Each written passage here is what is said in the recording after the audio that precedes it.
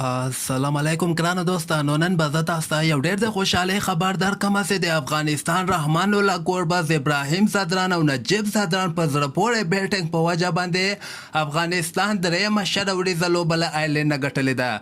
که تاسو مور باندې خوشحاله سوي یاستئ دغه ویډیو هم در سره حتما لایک کړئ او لاندې په کمنټ کې افغانستان زنده باد در سره ولیکئ.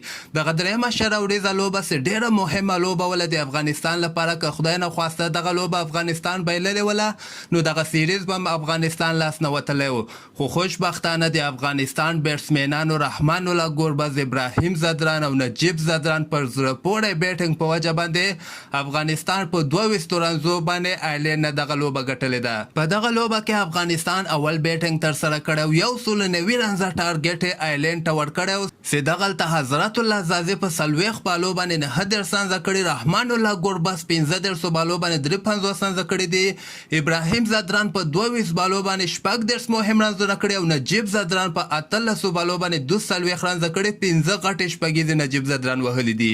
بل طرف ته به زه تاسو ته وایم چې د آیرلینډ ونسو کولی دغه ټارګټ پوره کړي، 180 پورې دغه رنزونه ورسول او همدغسې ټول اورونه هم ختم سول او 9 لوبغاړي موټ سول. په 2 رنزو باندې افغانستان دغه لوبه ګټلې ده. فضل حق فاروقي په زړه پورې بالنګ په دغه لوبه کې کړی، 2 اوورو کې 11 رنزه ورکړي، 2 لوبغاړي اوټ کړي.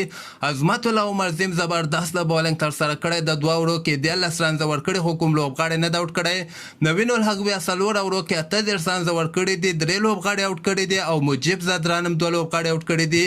محمد نبی او رشید خان بیا دومره خاص بالنګ نه ده تر سره کړی، 2 په 4 اوورو کې 18 رنزه ورکړي، نبی خو یو لوبغاړي اوټ کړی او رشید خان بیخي کوم لوبغاړي نه ده اوټ کړی. خو ښه خبر دغه ده چې افغانستان دغه مهمه لوبه وګټله. اوس به که خیر دغه راتلونکي 2 نورې لوبې پاتې دي، افغانستان مورارم که خیر ښه سوی ده او موږ امید لرو چې راتلونکي 2 لوبې به افغانستان ګټي.